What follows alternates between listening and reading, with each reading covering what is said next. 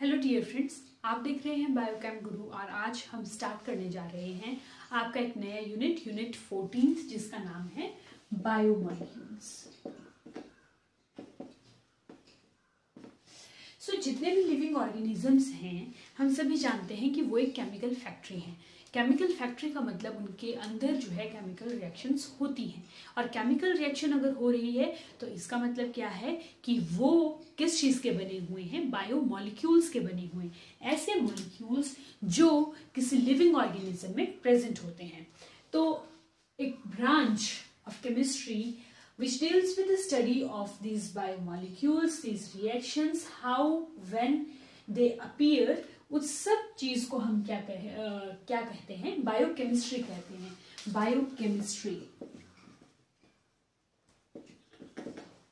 study of chemistry which is happening in a living being or a living organism। तो biomolecules की जब हम बात करेंगे तो बहुत सारे मॉलिक्यूल्स आते हैं, जैसे आपको कार्बोहाइड्रेट्स है, देन प्रोटीन्स हैं, देन विटामिन्स हैं, एंजाइम्स हैं, न्यूक्लिक एसिड हैं, लिपिड्स हैं एंड मिनरल्स। तो ऐसे बहुत सारे एग्जाम्पल हैं बायोमॉलिक्यूल्स के जिनको हम थोड़ा थोड़ा स्टडी करने जा रहे हैं। कार्बोहाइड्रेट्स, प्रोटीन्स बिल्डिंग ब्लॉक्स हैं, विटामिन्स और एंजाइम्स जो भी हमारे केमिकल रिएक्शंस हो रही हैं उसमें हेल्प करती हैं। न्यूक्लिक एसिड हमारा जो जेनेटिक मटेरियल है, हेरिडिटरी मटेरियल है, वो किस चीज़ का बना हुआ है, न्यूक्लिक एसिड का बना हुआ है। लिपिड्स हमारी मेम्ब्रेन, जो सेल की मेम्ब्रेन है उसका बहुत इंपॉर्टेंट पार्ट है। और मिनरल तो आप जानते ही हैं, हमारी बॉडी के लिए बहुत सारा मिनरल जो है वो चाहिए, बहुत सारा नहीं, बहुत सारे मिनरल्स जो हैं वो रादर चाहिए। तो let's start without wasting our time the very first topic here which is a carbohydrate. Plants में जो है कार्बोहाइड्रेट बहुत ज्यादा बनाए जाते हैं, मतलब कार्बोहाइड्रेट्स का जो मेन सोर्स है वो क्या है, प्लांट्स हैं।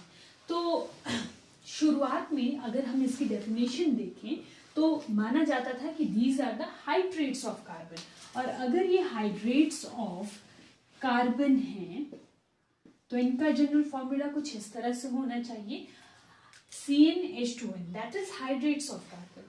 अब हाइड्रेट्स ऑफ कार्बन में जब हम ग्लूकोज की बात करते हैं तो ये तो बहुत अच्छे से फिट हो जाता है, लेकिन बहुत सारे ऐसे कार्बोहाइड्रेट्स हैं जो इस डेफिनेशन में नहीं आते हैं और बहुत सारे ऐसे नॉन कार्बोहाइड्रेट्स हैं जो इस डेफिनेशन में आ जाते हैं, जैसे आपका acetic acid.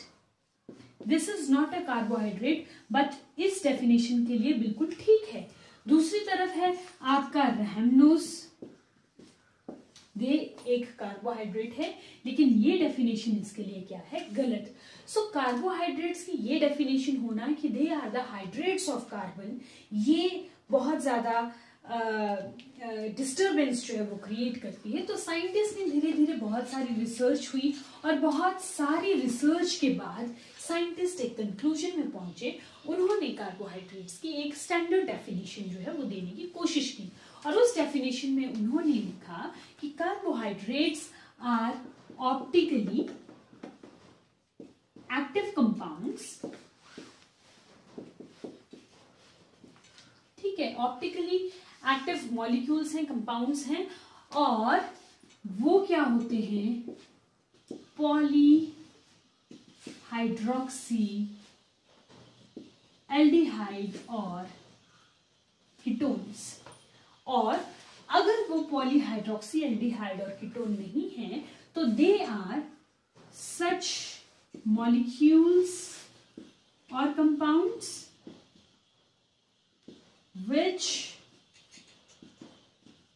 on hydrolysis gives these aldehyde or ketones। और ध्यान से देखिए इस डेफिनेशन को, कार्बोहाइड्रेट जो भी होंगे वो क्या होंगे, ऑप्टिकली एक्टिव होंगे।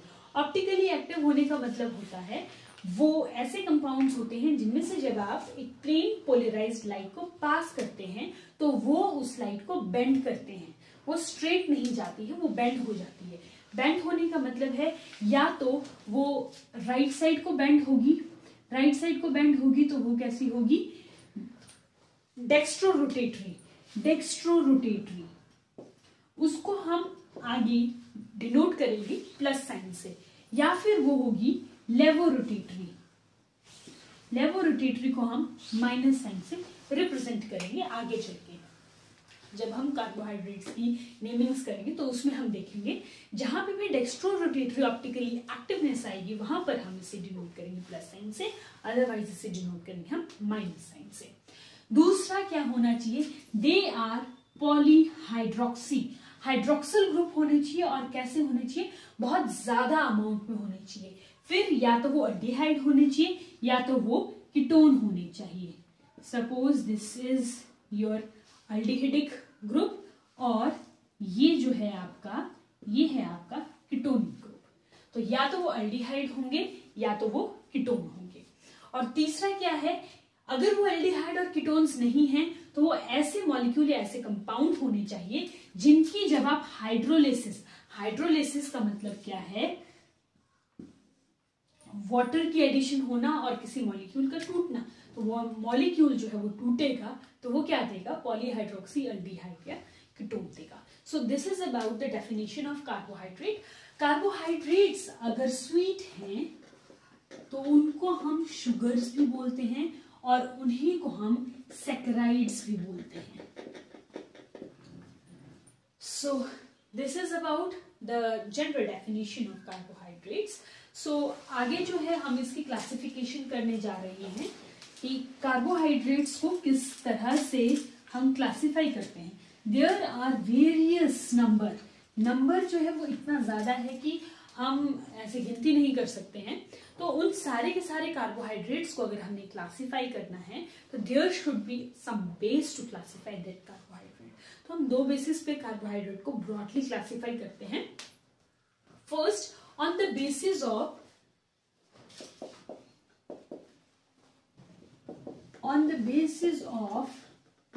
their behavior on hydrolysis. तो हाइड्रोलिसिस के बेस पे जब हम कार्बोहाइड्रेट को क्लासिफाई करते हैं, there are 3 types. One is monosaccharides, B is oligosaccharides and C is polysaccharides. So monosaccharides क्या होते हैं? मोनोसैकेराइड्स ऐसे कार्बोहाइड्रेट्स होते हैं जिनकी आप हाइड्रोलिसिस करोगे तो वो और छोटे पॉलीहाइड्रोक्सी एल्डिहाइड और कीटोन मॉलिक्यूल में कन्वर्ट नहीं हो पाता है। ठीक है, तो इसको आप क्या मानोगे? सिंगल यूनिट मानोगे। हाइड्रोलिसिस जब करोगे तो वो कार्बोहाइड्रेट की फॉर्म में दोबारा अपीयर नहीं हो सकता है, दैट इज मोनोसैकेराइड, जिसको आप और छोटे टुकड़ों में नहीं काट सकते हो। एग्जाम्पल है आपका glucose, fructose, galactose. Glucose, fructose and galactose. Oligosaccharides ऐसे सैकेराइड्स होते हैं जिनकी जब हाइड्रोलिसिस की जाती है तो वो एक से ज्यादा यूनिट्स जो हैं वो देते हैं किस चीज की? मोनोसैकेराइड्स की। सो 2 to 10 units of monosaccharides on hydrolysis. तो ये क्या हो सकते हैं? ये डाइसैकेराइड हो सकते हैं, ट्राइसैकेराइड हो सकते हैं, टेट्रासैकेराइड हो सकते हैं, पेंटासैकेराइड, हेक्सासैकेराइड। तो इस तरह से ये हो सकते हैं। और डाइसैकेराइड्स में ही अगर इसका एग्जांपल आपने लिखना है तो ये है आपका सुक्रोज, माल्टोज एंड लैक्टोज। उसके बाद है पॉलीसैकेराइड। पॉलीसैकेराइड के जब हम एग्जाम्पल करें, पॉलीसैकेराइड फर्स्ट क्या होता है, एग्जाम्पल बाद में देखते हैं। हाइड्रोलिसिस जब हम इसकी करेंगे तो ये 10 से ज्यादा यूनिट्स ऑफ मोनोसैकेराइड देंगे, that is your polysaccharides. So more than 10 units जो हैं वो पॉलीसैकेराइड्स देते हैं। और इसका एग्जाम्पल है starch, your glycogen, Cellulose is the most abundant biomolecule. Cellulose is the most abundant biomolecule on earth. ठीक है, तो ये था first basis of classification. Second basis of classification is on the basis of their reducing or non-reducing nature. तो second है their reducing or non-reducing behavior. ऐसे कार्बोहाइड्रेट्स जो टॉलेंस रिएजेंट और फेलिंग सॉल्यूशन के साथ रिएक्ट करते हैं, इनको रिड्यूस करते हैं, they are known as reducing sugars. और जो ऐसा नहीं कर पाती हैं वो होती है नॉन रिड्यूसिंग शुगर्स. इसमें एक चीज को याद रखो, all monosaccharides are reducing sugar. अब ये रिड्यूसिंग शुगर क्यों होते हैं? इनके पास फ्री एल्डिहाइड और कीटोन ग्रुप जो है प्रेजेंट होता है. ये बाउंड नहीं होता है. ये एल्डिहाइड और कीटोन का ग्रुप क्या होता है? फ्री होता है. और यही जो है टॉलेंट रिएजेंट और फेलिंग सॉल्यूशन को क्या करते हैं? रिड्यूस करते हैं. सो अगर आपको याद हो तो टॉलेंस रिएजेंट क्या है? It is ammoniacal silver nitrate solution, जिसमें कुछ इस तरह का एक इंटरमीडिएट बनता है. ठीक है, इस तरह का एक कंपाउंड बनता है और यहाँ पे जो सिल्वर है ये कन्वर्ट हो जाता है सिल्वर मेटल में. सिल्वर मेटल में जब यहाँ पे ये कन्वर्ट हो जाता है तो आपको पता ही होगा ये सिल्वर मिरर टेस्ट जो है वो किया जाता है. एल्डिहाइड और कीटोन्स की टेस्टिंग के लिए होता है ये. तो यहाँ पे क्या होता है? Ag पॉजिटिव जो है वो रिड्यूस होता है सिल्वर मेटल में. आपकी जो टेस्ट ट्यूब होती है उसके बाहर जो है उसके जो ट्यूब है उस पर सिल्वर मेटल जम जाता है और ऐसा अपीयर होता है कि एक मिरर जो है वो आपके सामने बन गया है. तो this is Tollens reagent, ammoniacal silver nitrate का सोल्यूशन होता है. Next is Fehling solution. Fehling solution में दो सॉल्यूशन को इक्वल अमाउंट में मिक्स किया जाता है. फेलिंग सॉल्यूशन ए होता है, फेलिंग सॉल्यूशन बी होता है. फेलिंग सॉल्यूशन ए क्या है? It is copper sulphate solution. और जो फेलिंग सॉल्यूशन बी है वो क्या होता है? आपका सोडियम पोटेशियम टार्ट्रेट का सॉल्यूशन है. ठीक है, और सोडियम पोटेशियम टार्ट्रेट और कॉपर सल्फेट यहाँ में जो रिएक्शन होती है वो Cu2 पॉजिटिव से ये रिड्यूस हो जाता है Cu पॉजिटिव में. यानी यहाँ पे Cu2O के रेड ब्राउन प्रेसिपिटेट्स अगर यहाँ पे बनते हैं तो आप क्या पाओगे कि अगर ये रेड ब्राउन प्रेसिपिटेट यहाँ पे बन रहे हैं तो ये जो शुगर होगी, जो भी शुगर्स के साथ आप ये टेस्ट कर रहे हैं वो कैसी होंगी? रिड्यूसिंग शुगर होगी. और अगर नहीं बन रहे हैं तो वो नॉन रिड्यूसिंग शुगर होगी. ये टेस्ट आपने एल्डिहाइड और कीटोन वाले चैप्टर में भी अच्छे से पढ़े होंगे. इसके बाद देखते हैं ये कार्बोहाइड्रेट्स की क्लासिफिकेशन के दो बेसिस थे. वन की हाइड्रोलिसिस पर उनकी क्या बिहेवियर रहता है, वो मोनोसेकेराइड बनते हैं, पॉलीसेकेराइड होते हैं या ओलिगोसेकेराइड होते हैं. और दूसरा वेदर वो रिड्यूसिंग शुगर्स हैं या नॉन रिड्यूसिंग शुगर हैं. नेक्स्ट जो हम करने जा रहे हैं वो है मोनोसेकेराइड्स के बारे में. उनके बारे में हम पढ़ने जा रहे हैं. मोनोसेकेराइड वो हुए जिनकी हाइड्रोलिसिस जब हम करते हैं तो वो दो यूनिट्स में डिवाइड और ज्यादा नहीं हो सकते हैं. सो मोनोसेकेराइड्स को जब हम क्लासिफाई करेंगे, इनकी क्लासिफिकेशन देखते हैं पहले कैसे होती है. अगर वो एल्डिहाइड से बनी हुई हैं तो उनको आप बोलते हो एल्डोज. और अगर वो कीटोन से बनी हुई हैं तो वो शुगर होती है कीटोज. ठीक है, फर्स्ट बेसिस ऑफ क्लासिफिकेशन क्या है? या तो वो एल्डोज होगी या तो वो कीटोज होगी. सेकेंड कि उनमें नंबर ऑफ कार्बन एटम्स कितने हैं. जैसे अगर कार्बन एटम 3 है तो इसको आप बोल देते हो एल्डोट्राइओस शुगर. ये क्या होगी? Ketotriose sugar.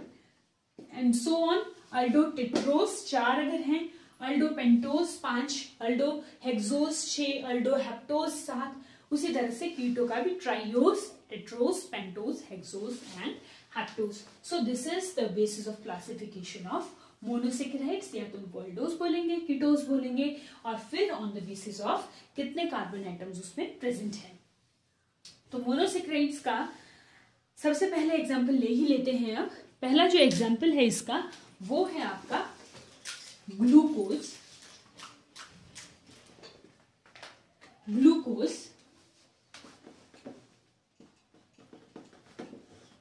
ठीक है, glucose is a aldohexose sugar. Aldohexose sugar है ये, और मतलब क्या है, इसमें एल्डिहाइड ग्रुप प्रेजेंट होगा और 6 कार्बन मॉलिक्यूल्स जो है वो इसमें प्रेजेंट होते हैं। इसको जब हम केमिकल फॉर्मूला इसका लिखते हैं वो C6H12O6, सभी को पता होगा।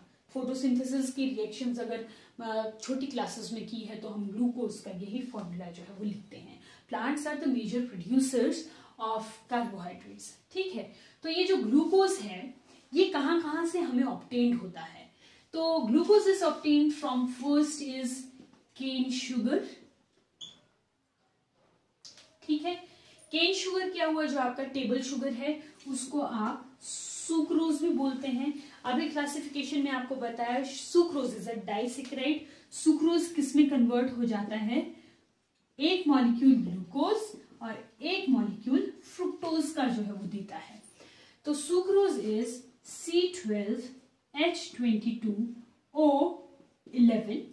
ठीक है, सुक्रोज को जब हम हाइड्रोलिसिस करते हैं in the presence of dilute acids HCl और H2SO4, तो ये हमें देते हैं equal amount of glucose and fructose.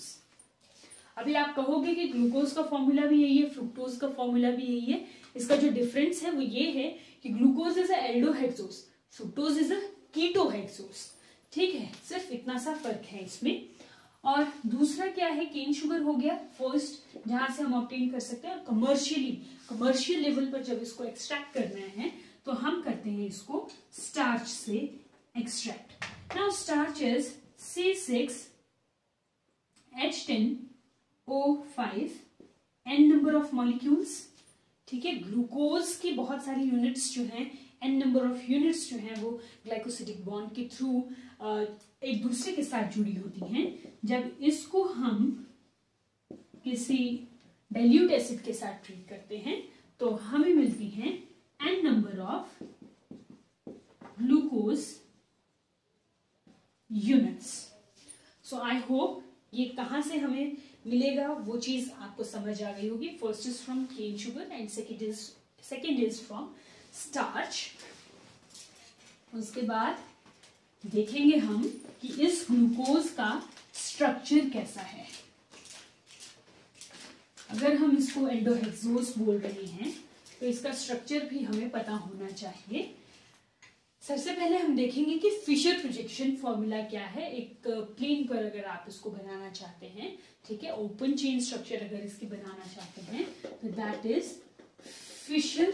Fisher ने क्या स्ट्रक्चर दिया है इसका, हमने क्या कहा, इसमें 6 कार्बन जो हैं, 1 2 3 4 5 6 कार्बन जो हैं वो लीनियरली अरेंज्ड हैं। ठीक है, फर्स्ट कार्बन पे जो है वो अल्डिहाइडिक ग्रुप प्रेजेंट है। फर्स्ट कार्बन पे अल्डिहाइडिक ग्रुप प्रेजेंट है। बाकी सेकंड के राइट हैंड साइड पे OH, थर्ड के राइट हैंड साइड पे H, फोर्थ पे OH, फिफ्थ पे OH, sixth CH2OH, terminal OH भी इसमें प्रेजेंट है। 1 2 3 4 5 जो है इसमें हाइड्रोक्सिल ग्रुप्स प्रेजेंट हैं। और ये इसका एक स्ट्रक्चर जो है वो फिशर ने प्रिडिक्ट किया कि हम इस स्ट्रक्चर को इस तरह से लिख सकते हैं, जिसमें फर्स्ट कार्बन पर अल्डिहाइड ग्रुप प्रेजेंट है, सेकंड, थर्ड, फोर्थ, फिफ्थ और सिक्स्थ पे हाइड्रोक्सिल ग्रुप जो है वो प्रेजेंट है, और पूरी की पूरी चेन जो है वो लीनियर चेन है, कोई ब्रांचिंग इसमें नहीं है, और इस तरह से ये एक एल्डोहेक्सोस शुगर है। अब हमने कहा कि ऑप्टिकली एक्टिव होते हैं, तो जो ग्लूकोज है दैट इज डेक्स्ट्रोरोटेटरी। डेक्स्ट्रोरोटेटरी होने के साथ साथ इसकी हम देते हैं कॉन्फ़िगरेशन। जैसे ये वाला जो ग्लूकोज है इसकी कॉन्फ़िगरेशन है D. D has to do nothing with its optical activity, ठीक है। डी कॉन्फ़िगरेशन हम दे रहे हैं, इसके चिराल कार्बन जो फिफ्थ चिराल कार्बन है, सेकेंड, थर्ड, फोर्थ, फिफ्थ ये चिराल कार्बन है, हम फिफ्थ कार्बन के बेसिस पर इसको इसकी कॉन्फ़िगरेशन देते हैं, और ये जो कॉन्फ़िगरेशन होती है ये हम ग्लिसरल्डिहाइड को एज अ मॉडल मान के देते हैं। तो ग्लिसरल्डिहाइड का फॉर्मूला है ये, इस तरह से हम ग्लिसरल्डिहाइड को रिप्रेजेंट करते हैं। ग्लिसरल्डिहाइड का जो सेकेंड कार्बन होता है this is a chiral carbon. Chiral carbon ऐसा कार्बन होता है जिसके जो 4 बॉन्ड हैं वो किसके साथ बनते हैं, 4 अलग अलग फंक्शनल ग्रुप्स के साथ बनते हैं। अगर इनमें ये जो OH ग्रुप है ये राइट हैंड साइड की तरफ प्रेजेंट है तो हम इसको बोलते हैं डी ग्लिसरल्डिहाइड, और अगर यही OH ग्रुप लेफ्ट साइड को प्रेजेंट है, बाकी सारा का सारा सेम,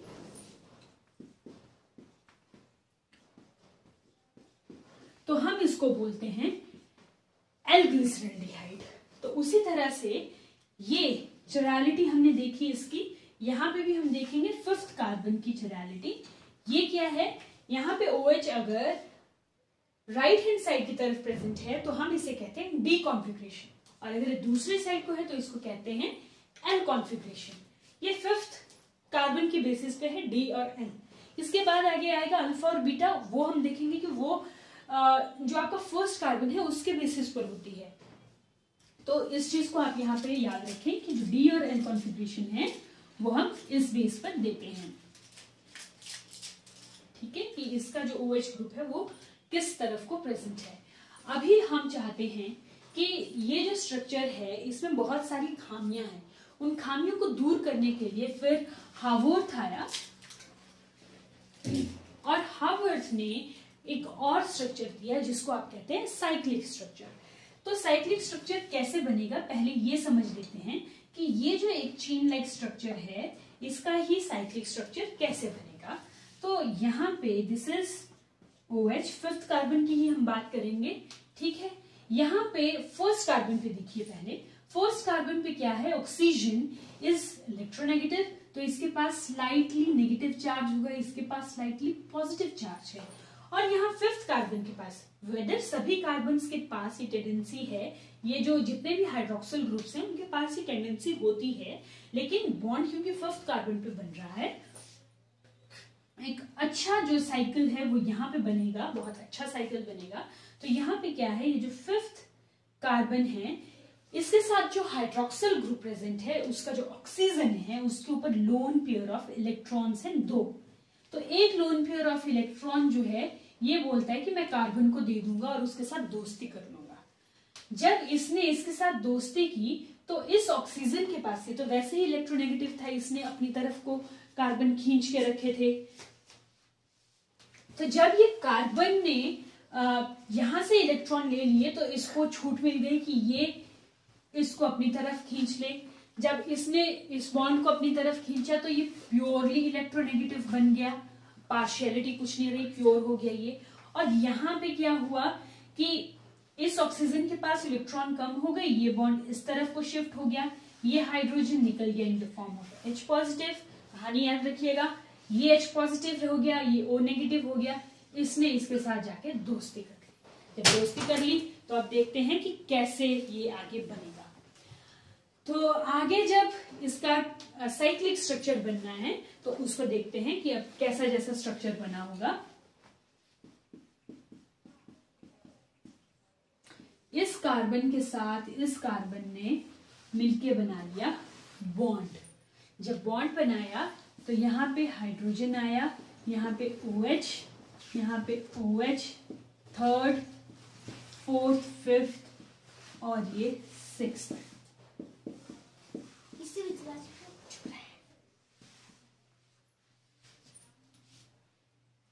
इस तरह से ये बन गया। ठीक है, अब इस साइक्लिक जो स्ट्रक्चर है इसको हम एक अच्छा सा स्ट्रक्चर इसका बना के देखते हैं जो एक्सेप्टेड हो। ये तो बहुत लीनियर सा स्ट्रक्चर बन गया है, बहुत लंबे लंबे बॉन्ड इसमें बन गए हैं। इस बॉन्ड को हम यहाँ से छोटा करके देखते हैं कि स्पेस अरेंजमेंट करके देखते हैं। तो ये जो आपके पास स्ट्रक्चर बनेगा ये बनेगा कुछ इस तरह से। दिस इज ऑक्सीजन फर्स्ट, ये sixth, second, third, fourth, fifth और ये सिक्स्थ। अब क्या करना है, जो भी इस साइकिल के अंदर प्रेजेंट है उसको हम प्लेन के नीचे, ये अगर एक प्लेन है इसके नीचे हम लिख देंगे। तो यहाँ पे क्या आ जाएगा, ये OH और बाकी को ऊपर। This is OH, this is H, this is H, OH, यहाँ पे फोर्थ पे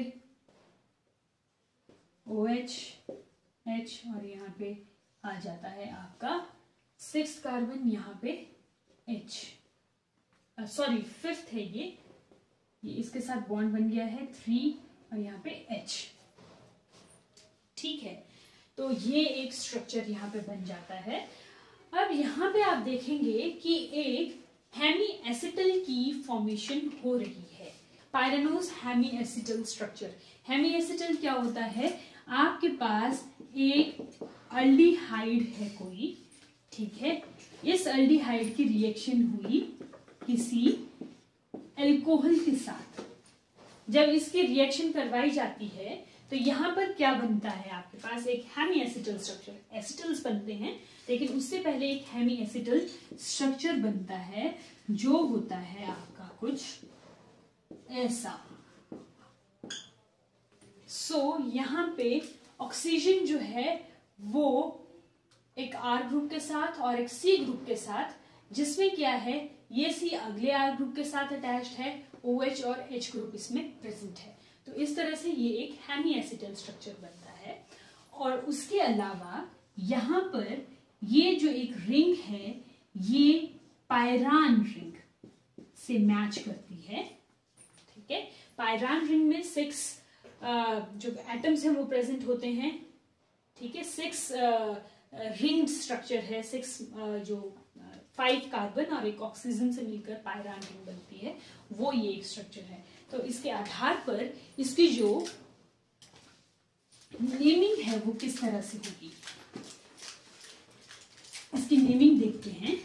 इसकी नेमिंग है, क्योंकि पायरान रिंग है तो ये है पायरानोज। ठीक है, पायरान रिंग है तो ये है पायरानोज। ग्लूकोज की है तो ग्लूकोपायरानोज। 5th कार्बन की पोजीशन हमें पता है, 5th कार्बन की पोजीशन हमें पता है। 5th कार्बन की अगर पोजीशन हमें पता है तो दिस इज D, क्योंकि ये राइट हैंड साइड की तरफ प्रेजेंट है। ये डेक्स्ट्रो रोटेटरी है तो पॉजिटिव। इसके अलावा जो इसका फर्स्ट कार्बन है इसकी अब हम बात करेंगे। फर्स्ट कार्बन पे अगर जो OH ग्रुप है वो बिलो द प्लेन है, so it will be alpha, तो ये होगा अल्फा। लेकिन अगर ये अबव द प्लेन है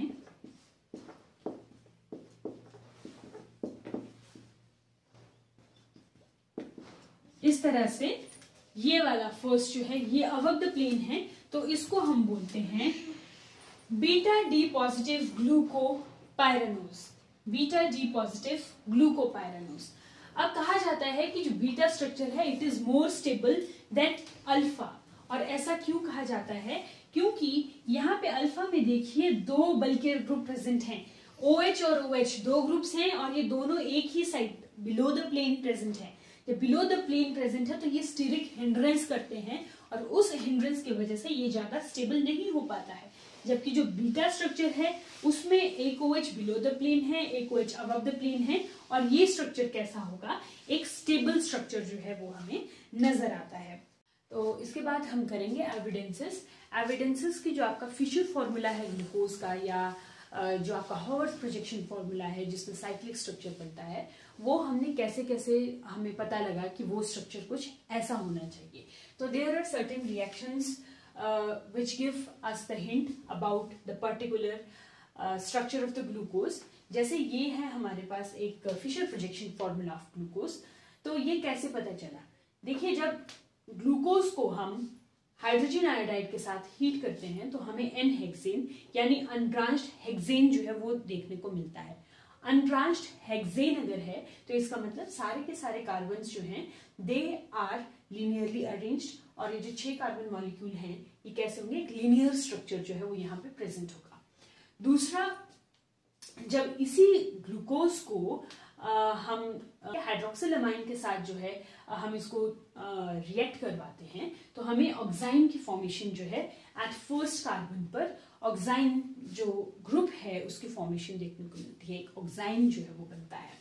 अगर इसी को हाइड्रोजन साइनाइड के साथ रिएक्ट करवाएं तो हमें साइनोहाइड्रिन जो है वो देखने को मिलते हैं। साइनोहाइड्रिन की फॉर्मेशन एट फर्स्ट कार्बन पे होती है। तो ये ऑक्साइन और ये साइनोहाइड्रिन की जो फॉर्मेशन है ये शो करती है कि इसका जो अल्डिहाइडिक ग्रुप है वो टर्मिनल पोजीशन पे है और फ्री है यहाँ पे। उसी तरह से अगर ब्रोमीन वाटर है, इस ग्लूकोज को अगर हम ब्रोमीन वाटर के साथ ट्रीट करते हैं जो एक माइल्ड ऑक्सीडाइजिंग एजेंट है, तो हमें फर्स्ट जो एल्डिहाइडिक ग्रुप है that converts to the carboxylic acid group और ये बन जाता है ग्लूकोनिक एसिड। फर्स्ट कार्बन पर कार्बोक्सिलिक एसिड का बनना that is gluconic acid glucose का। और इसी ग्लूकोज को और इसी ग्लूकोनिक एसिड को अगर हम नाइट्रिक एसिड के साथ ट्रीट करते हैं which is also oxidising agent, अगर इसको नाइट्रिक एसिड के साथ ट्रीट किया जाता है तो हमें फर्स्ट और जो 6th पोजीशन है वहां पर कार्बोक्सिलिक ग्रुप जो है वो देखने को मिलता है, उसकी प्लेसमेंट होती है और दैट इज सैक्रिक एसिड। तो ग्लूकोज और ग्लूकोनिक एसिड दोनों जो है वो सैक्रिक एसिड बनाते हैं। तो इससे हमें पता चलता है कि देयर इज अ टर्मिनल, यहाँ पे क्या है, टर्मिनल OH ग्रुप जो है वो प्रेजेंट है और CHO ग्रुप वो भी प्रेजेंट है। इसकी प्रेजेंस का हमें यहाँ से पता चलता है। जब हम इसी ग्लूकोज को एसिटिक एनहाइड्राइड के साथ ट्रीट करते हैं तो हमें पेंटा एसिटेट्स देखने को मिलते हैं जो 2nd, 3rd, 4th, 5th और 6th कार्बन आइटम पर बनते हैं, पेंटा एसिटेट। तो ये जो पेंटा एसिटेट है, 5 एसिटेट का बनना, यानी यहाँ पर OH ग्रुप जो है वो प्रेजेंट है, हाइड्रोक्सिल ग्रुप जो है वो प्रेजेंट है, इसीलिए एसिटिक जो एनहाइड्राइड है ये रिएक्ट करता है और पेंटा एसिटेट की फॉर्मेशन करता है। लेकिन बहुत सारे रिएक्शंस को जो है ये स्ट्रक्चर, ग्लूकोज का स्ट्रक्चर एक्सप्लेन नहीं कर पाता है। फॉर एग्जाम्पल, ये 2,4-DNP टेस्ट और शिफ्स टेस्ट जो है वो नहीं देता है जो फ्री अल्डिहाइडिक ग्रुप के लिए होता है। उसी तरह से जब ये पेंटा एसिटेट है इट शुड रिएक्ट विद हाइड्रोक्सिलामाइन, लेकिन ये हाइड्रोक्सिलामाइन के साथ भी रिएक्ट नहीं कर पाता है। तो इससे ये पता लगता है कि ये जो ग्रुप है ये फ्री नहीं है, ये कहीं ना कहीं बाउंड फॉर्म में प्रेजेंट होता है। और अगर इसी स्ट्रक्चर को हमने बाउंड फॉर्म में बनाना है और एक स्टेबल स्ट्रक्चर बनाना है तो जो हॉवर्थ का हमने एक साइक्लिक स्ट्रक्चर बनाया था, ग्लूकोपाइरेनोल स्ट्रक्चर बनाया था, वो इन रिएक्शंस को, इन जो एक्सेप्शंस आ रही हैं इस स्ट्रक्चर के लिए उसको एक्सप्लेन करता है। तो these are the evidences for this structure of glucose. तो आई होप आपको ये समझ आया होगा। अगर आपको ये समझ आया, आज का टॉपिक अगर आपको अच्छा लगा तो इसको लाइक और शेयर ज़रूर कीजिएगा।